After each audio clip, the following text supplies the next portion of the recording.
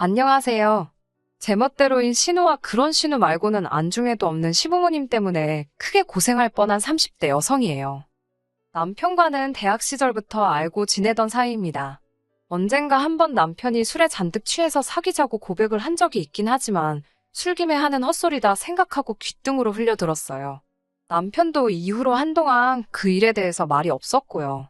서로 어색해지고 뭐 그런 것도 없이 몇 년을 친구로서 편하게 지냈습니다. 그러다 20대 끝자락에 남편이 다시 한번 저에게 사귀자고 하더라고요. 그렇게 연인이 되었네요.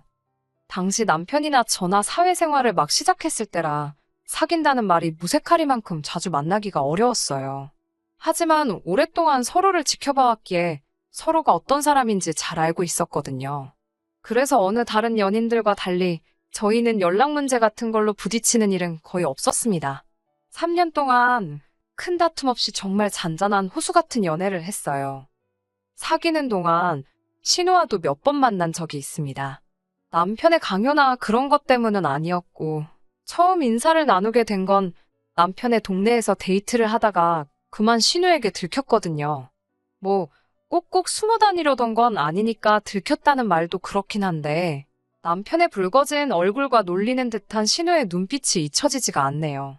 이후로 남편이 저를 신우에게 정식으로 소개시켰고 시부모님도 만나 뵙게 되었지요. 사실 신우는 남편에 비하면 인물이 없어요. 물론 제가 콩깍지가 씌어서 그렇게 보이는지도 모릅니다. 아무튼 남편 말에 의하면 신우가 외모에 대한 컴플렉스도 있고 성격도 소극적이라 잘하면서 여러 가지로 애로사항이 많았답니다. 시부모님도 그런 신우의 상태를 알아서인지 불면 날아갈까 아니면 깨질까 아주 그냥 오냐오냐 죄다 받아주신다고요. 그 말을 하던 남편의 표정은 굉장히 못마땅한 눈치였네요. 사귄 지 3년 차가 되던 해 남편이 우리 결혼은 몇 월에 할 거냐는 말로 투박한 프로포즈를 해왔습니다. 저도 결혼을 하게 된다면 이 남자랑 하겠다고 쭉 생각해왔던 차였기에 가을이 어떠냐고 바로 대답을 했어요. 그리고 정말로 저희는 양가 어른들의 축복 속에서 그해 가을에 식을 올리고 부부의 연을 맺게 되었습니다. 결혼하고 첫 해는 신혼을 즐긴다는 핑계로 아이를 갖지 않았습니다. 하지만 그 다음 해부터는 아이를 갖기 위해 남편이나 저나 정말 노력을 많이 했어요. 먹는 것 하나도 조심해서 몸에 좋다는 걸로만 먹었고 운동도 규칙적으로 열심히 했지요. 서로에게 스트레스를 주지 않으려고 노력했고 정말로 의학에 힘을 빌리지 않는 선에서 할 수 있는 건 다 했습니다. 하지만 어쩐 일인지 결혼한 지 2년이 다 되어 가도록 임신이 되질 않더라고요. 조금씩 조바심이 들어서 출산 경험이 있는 지인들에게 조언을 구했는데 한 선배가 부끄럽게 생각하지 말고 병원에 가보라고 그러더라고요. 사실 병원 생각을 아예 안 해본 건 아닙니다. 하지만 병원에 갔다가 괜히 안 좋은 이야기라도 들으면 어쩌나 싶어 엄두가 안 났다고 할까요? 남편은 저한테는 아무런 문제도 없을 거라고 문제가 있다고 해도 해결하면 될 일이지 걱정할 필요 없답니다. 그래도 혹시나 친정부모님이나 시부모님이 아시면 어쩌냐니까 제가 원하지 않으면 이야기하지 않다도 된다면서요. 그리고 뒤이어 남편이 자기는 아이가 없어도 된다며 저에게 믿음과 확신을 주려고 애를 쓰더라고요. 그리고 며칠 뒤 다행히도 병원으로부터 저도 남편도 아무런 문제가 없다는 결과를 들을 수 있었습니다. 하지만 솔직히 기쁘지만은 않더라고요. 아이가 안 생기는 건 두 사람의 스트레스 때문인 것 같다고 하는데 그 이유가 한마디로 너무 두루뭉실하다 보니 황당하기도 하고 어떻게 손을 써야 할지 감이 오질 않았거든요. 그리고 그 무렵 신우에게는 애인이 생겼습니다. 소위 모태솔로였다는 신우에게도 드디어 애인이 생겼다는 사실에 저희 부부도 시부모님도 몹시 기뻐했지요. 얼마 지나지 않아 신우가 저희에게 먼저 애인을 소개하고 싶다고 하더라고요. 그래서 같이 점심을 먹게 되었는데 신우를 대하는 그 애인이란 사람의 태도가 영 거슬렸습니다. 신우를 부르는 호칭은 야, 너 마치 아랫사람 부르듯 하는 게 기본이었고 어쩌다 신우가 말실수라도 하면 보는 사람 민망할 정도로 무안을 주었으니까요. 그런 대우를 받으면서도 도통기를 못 펴는 신우를 보고 있으니 마음이 편치 않았지요. 결국 참다 못한 남편이 그 애인이란 인간한테 한마디 해야겠다고 하자 신우가 절대 안 된다며 다음 날 신우에게서 먼저 연락이 왔습니다. 자기 나름대로 어제 애인이 보여준 모습에 대해서 해명을 하고 있더라고요. 그 모습이 어찌나 딱하고 안쓰럽던지 한참을 들어주다 결국 저희가 신우에게 그 애인 별로라고 헤어지는 게 낫겠다고 했어요. 그 말을 들은 신우의 반응은 저희가 생각한 것 이상으로 격렬했습니다. 자기 애인이 긴장을 해서 그런 거라며 평소에는 얼마나 자상하고 재밌는 사람인지 저희가 모른다나요. 게다가 카센터를 운영하는 어엿한 사장님이라며 저희 같은 봉급쟁이랑은 차원이 다르다고요. 그러면서 한다는 소리가 자기가 저희보다 잘 살게 되는 게 샘나서 그러냐며 생각해주는 척 쇼하지 말랍니다. 신우가 자격지심도 심하고 그래서 좀 꼬여있는 건 알고 있었지만 그래도 참 저나 남편의 진심을 몰라주니 서운하고 그렇더라고요. 저희는 고민 끝에 시부모님께 연락을 드렸습니다. 시부모님도 신우에게 애인이 있다는 정도는 알고 계셨으니까요. 그런데 시부모님은 오히려 저희가 신우에게 상처를 줬다며 너무 잔인하답니다. 어머님은 당신 딸을 믿는다며 그냥 지켜볼 거라 하시더니 저희한테는 관심을 끌어대요. 시부모님까지 저희를 이상한 사람들로 만드시니 더 말해 뭐 하겠어요? 시킨 대로 관심을 껐지요. 하지만 얼마 후 충격적인 소식이 들려왔습니다. 신우가 어머님 폐물을 훔쳐서는 집을 나갔다고요. 경찰에 신고를 했지만 성인이라서 크게 도와줄 수 있는 게 없답니다. 저를 포함해 남편도 시부모님도 할 수 있는 일이라곤 신우가 먼저 연락을 해오기를 기다리는 방법밖에 없었지요. 신우는 친구도 많지 않았기에 수소문을 하는 것도 쉽지가 않았어요. 그렇게 반년 넘는 시간이 흐른 어느 날 어머님으로부터 전화가 걸려왔습니다. 다급한 목소리로 신우가 집으로 돌아왔는데 상태가 좋지 않다고요. 저나 남편 둘 다 회사에 있다가 급하게 시댁으로 향했네요. 시댁에 도착해서 저희가 본 건 충격 그 자체였습니다. 신우가 인물이 없긴 했어도 생기는 있었는데 그 모습이 온데간데 없었으니까요. 일단 병원부터 데려가야겠다 싶어서 저와 남편이 신우를 데리고 집을 나서려는데 신우가 병원에 안 간다며 자기 아이를 내버려 두라대요. 신우 배를 보니 배가 살짝 나온 것이 상황 파악을 하신 어머님은 다리가 풀리신 듯 그대로 주저앉으셨고 아버님마저 정말 드라마에서 보던 것처럼 뒷목을 잡으셨습니다. 남편은 신우에게 생각이 없냐며 화를 냈고요.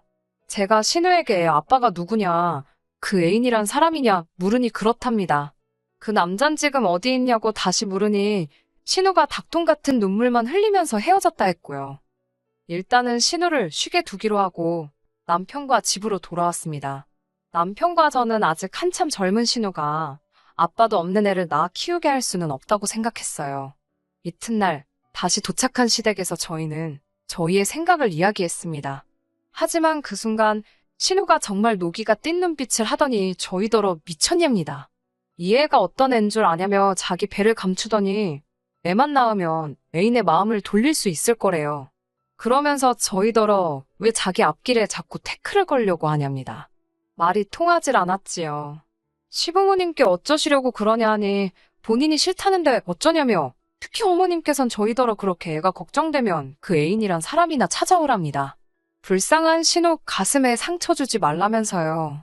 그리고 그날 오후 남편과 저는 그 카센터를 찾아갔어요. 사실 신우가 집을 나갔을 때 가장 먼저 찾아갔던 곳이었는데 그때는 그 애인이란 작자가 모른다고 자기도 연락이 안 닿는다고 그랬었거든요. 하지만 저희를 속이고 신우를 데리고 있었다니. 카센터 앞에 그 애인이란 작자가 담배를 피며 나와 있더라고요. 남편이 다짜고짜 멱살을 잡고선 내 동생 어쩔 거냐고 소리를 질렀지요. 그러자 그 애인도 눈치를 챘는지 일단 이거 놓으라며 항변을 하기 시작했습니다. 임신 사실을 알았을 때는 이미 헤어진 이후였고 솔직히 자기랑 헤어진 뒤 신우가 어디서 누구랑 있었는지 자기가 알게 뭐냐입니다. 자기 애라는 확신도 없고 맞다고 해도 자기는 키울 생각이 없다대요. 자기가 수술비를 준다고 지우라고 했는데도 저러는데 자기가 어쩌냐면서 오히려 저희를 이상한 사람들로 몰아갔습니다. 이런 인간을 뭐가 좋다고. 무엇보다 저희가 신우 당사자도 아닌 이상 상황 자체를 어떻게 바꿀 수가 없겠다 싶어서 결국 별 소득 없이 집으로 돌아왔어요. 집에 도착하자마자 어머님께 연락을 드렸습니다. 카센터 남자, 그러니까 신우 A는 마음이 떴다고 신우를 책임질 생각이 없어 보인다고 솔직히 전해드렸지요. 하지만 어머님께선 그것마저 제 탓을 하셨습니다. 제가 말주변이 없어서 상대를 설득을 못했을 거라나요. 뒤이어 어머님께선 신우랑 오랫동안 이야기를 나눠봤는데 아이를 낳게 두시겠답니다. 당신은 신우 고집을 못 꺾겠다며 남편이랑 저는 그래도 잘 설득해서 수술시키는 편이 좋지 않겠냐고 조심스레 어머님을 설득하려 시도해봤지만 그러면 그럴수록 오히려 저희만 인정머리 없는 사람들이 되어가더라고요. 말이 안 통하면 저희를 나쁜 사람으로 만들어버리는 어머님의 화법에 지겨워서 더는 대화를 나누고 싶지 않았네요. 하지만 진짜 문제는 신우가 출산을 한 이후로 시작되었습니다. 일단 신우는 딸아이를 낳았는데 임신 초에 제대로 못 먹어서 그런지 아이가 저체중이더라고요. 신우는 이 사실에 크게 상처를 받은 듯 했고 이후로 틈만 나면 술을 마시기 시작했습니다. 아이를 보고만 있어도 속이 상한다며 술이라도 먹지 않으면 도저히 버틸 수가 없다 했지요. 처음에는 그래도 맥주를 마시는 것 같더니 언젠가부터는 하루에 소주 한 병은 기본으로 마실 만큼 상황이 심각해져 갔습니다. 무엇보다 애엄마란 사람이 매일같이 취해 있었으니 아이의 안전이 걱정되는 상황이었지요. 그리고 얼마 후 어머님 아버님께서 저와 남편을 시댁으로 부르셨습니다. 보통 평소에 아무 날도 아닌데 오라고 하시면 하실 말씀이 좋은 내용은 아닐 거란 걸 저나 남편 둘 다 알고 있었기에 가는 내내 마음이 편치 않았네요. 도착한 시댁에서 저희는 생각지도 못한 이야기를 듣게 되었습니다. 어머님께서 다짜고짜 양손으로 제 손을 꼭 잡으시더니 당신이 정말 부탁하고 싶은 게 있다며 꼭 들어달랍니다. 무조건 들어줘야 한다면서요. 뭔지 말씀부터 해보시라 하니 신우 이야기를 꺼내셨습니다. 그 해 저희가 직장에 좀 더 가까운 곳으로 이사를 가려고 알아보던 중이었거든요. 어머님께선 당신이 부족한 금액은 메꿔줄 테니 신우랑 같이 살면 안 되겠냐 하셨습니다. 한마디로 신우는 저희가 맡고 신우 딸은 어머님이 키우시겠다는 소리셨지요. 저는 죄송하지만 싫다고 신우 지금 알코올 중독인데 어떻게 같이 사냐고 대답했습니다. 그러자 어머님께선 저더러 알코올 중독은 무슨 누가 알코올 중독이냐며 당신 귀한 딸한테 말 조심하랍니다. 제가 틀린 말 한 것도 아니고 이러다간 얼떨결에 신우 떠안게 생겼다 싶어서 막말로 어머님께 욕을 처먹더라도 한 대 맞게 되더라도 할 말은 해야겠다 싶더군요. 하루라도 술 없이는 못 버티는데 그게 알코올 중독이 아니면 뭐냐고 제가 따졌어요. 그러자 이번엔 어머님께서 남편을 향해 넌 어떻게 생각하냐고 물으시더군요. 남편이 아무 말도 안 하자 여동생이 알코올 중독이라는 이 마누라 말에 대해서 어떻게 생각하냐며 이번엔 소리를 지르셨지요. 그러자 남편은 자기가 보기에도 지금 신호가 이상하다며 일단 어디 가서 상담을 받아보라고 하대요. 그러면서 어머님께 제가 좋다고 해도 자기가 싫다며 같이 사는 건 안 될 소리라고 딱 선을 그어주었습니다. 직장 생활하는 것만으로도 바쁘고 힘든데 상태 안 좋은 신우 뒤치다꺼리 할 생각은 조금도 없다면서요. 그러자 어머님께선 너넨 참 인정머리도 없다며 꼴도 보기 싫다 하시대요. 이후로도 저희는 어머님께 지금이라도 늦지 않았으니 신우를 전문기관에 보내자 했으나 그럴 때마다 돌아오는 건 피도 눈물도 없는 것들이라고. 저도 남편도 사람인데 아무리 좋은 뜻으로 이야기를 해드려도 돌아오는 건 욕뿐이었으니 기분이 좋을 리 없었지요. 그러다 얼마 전 정말 제대로 일이 터졌습니다. 신우가 그 카센터 하는 애인한테 얻어맞았거든요. 도대체 어쩌다 거길 가서 맞고 왔나. 사정을 들어보니 그 애인이 결혼한다는 소식을 신우가 들었던 모양이에요. 신우는 술에 있는 대로 취해서는 그 카센터에 찾아갔고 같이 죽자며 횡포를 부렸답니다. 급기야 거기 대져 있는 차들을 발로 차고 옆에 있던 망치로 망가뜨리고 그러다 그 애인한테 신우가 붙들렸고 신우가 그 애인 얼굴에 침을 뱉었다네요. 침 맞은 그 애인도 질세라 신우를 때렸다는데 그만 신우 어깨가 굴절이 된 거지요. 어머님께선 저희 남편더러 오빠가 돼가지고 가만히 보고만 있을 거냐며 당장이라도 쫓아가서 그 인간 머리통을 깨놓으랍니다. 어이가 없었지요. 막말로 누구 집 말아먹을 일 있나. 다행히 남편이 먼저 무슨 말도 안 되는 소리냐고 그러니까 무슨 좋은 꼴을 보겠다고 거길 쫓아갔냐며 싫다고 했어요. 신우도 잘한 거 없다고. 그러자 어머님께선 네가 무슨 판검사냐고, 누가 너더러 잘잘못 따지랬냐, 네 동생이 맞고 왔으니 가서 한 대 패주라는데 그게 그렇게 어렵냐고. 어머님 심정도 이해를 못하는 바는 아니었지만 그 흙탕물에 남편더러 발을 담그라고 할 순 없었네요. 서로 감정이 격해질수록 오가는 대화도 주제를 벗어나더니 급기야 그 불똥은 저에게로 튀었습니다. 어머님께서는 모두가 한 가족인데 왜 신우에 대한 책임은 항상 당신 몫이냐며 이젠 못해 먹겠다 하시대요. 그러더니 뜬금없이 저더러 이제부터 신우 딸은 제가 키우랍니다. 황당한 제가 전 싫다고 하니까 왜 애 갖고 싶어 하지 않았냐고 이참에 한번 키워보라고 그러시더군요. 임신이 안 돼서 속상해하는 거 뻔히 아시면서 어떻게 저런 말씀을 하시나 싶어 정말 야속하고 어이가 없었지요. 그때 남편이 어머님께 진짜 왜 이러시냐며 소리를 질렀습니다. 신우가 저렇게 살게 된 게 이 사람 탓이냐며 왜 엄한 사람한테 화풀이를 하시느냐고 따지더니 신우가 저렇게 된 건 어머니 아버지가 똥인지 된장인지 분간을 못해서 그런 거라대요. 남편과 제가 번번이 신우가 잘못된 길로 가려는 걸 막으려 했는데 어머님이 방해하지 않으셨냐고, 그래놓고 왜 이제 와서 우리한테 책임을 떠넘기시냐며 크게 화를 냈어요. 신우더러 애 낳으라고, 저 따위로 살라고 이 사람이 칼 들고 옆에서 협박이라도 했냐며 어머니 딸 문제이니 어머니가 알아서 하시라고 딱 잘라 말하대요. 그러자 이번엔 아버님이 나서서는 남편더러 자식 새끼가 부모한테 말을 그따위로 하냐며 우리 딸이기만 하냐, 네 동생이기도 하지 않냐, 그런데 너는 어떻게 그렇게 선을 끊냐, 서운하다 서럽다 내가 너를 그렇게 키웠냐. 저는 이러지도 저러지도 못하고 발만 구르고 있었어요. 남편 말이 다 맞는 말이었지만 시부모님 속도 상하겠다 싶어서. 하지만 그렇다고 제가 신우나 신우딸을 어떻게 해줄 수는 없었으니 남편 뒤에서 가만히 있었지요. 그런 저를 발견하신 어머님께선 당신 아들이 그러니까 남편이 저를 만나기 전에는 가족들한테 얼마나 잘했는지 알기나 하냐며 남편이 냉정해진 게 다 저 때문이라대요.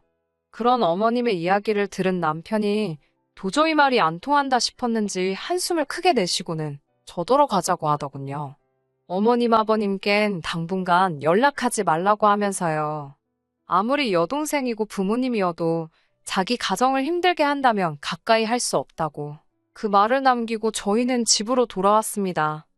그리고 이후로 한참의 시간이 흘렀는데 저희는 연락하지 않고 지내고 있어요. 남편이 보여준 태도를 생각하면 마음이 든든하지만 동시에 부모 자식 간 사이에서 내가 이래도 되나 싶어서 머릿속이 복잡한 게 사실이에요. 그래도 당분간은 남편에게 믿고 맡겨두려고 합니다. 솔직히 시부모님과 남편 사이에 어설프게 끼어들 엄두도 안 나고요. 당분간은 남편과 제 인생에만 집중하고 그렇게 무던히 지내보겠습니다. 그러면 아기 천사도 안심하고 저희를 찾아올지도 모르잖아요. 끝까지 들어주셔서 감사합니다. 오늘의 사연은 여기까지입니다. 구독과 좋아요, 알람 설정 부탁드리고 더 좋은 사연으로 다시 찾아뵙겠습니다. 감사합니다.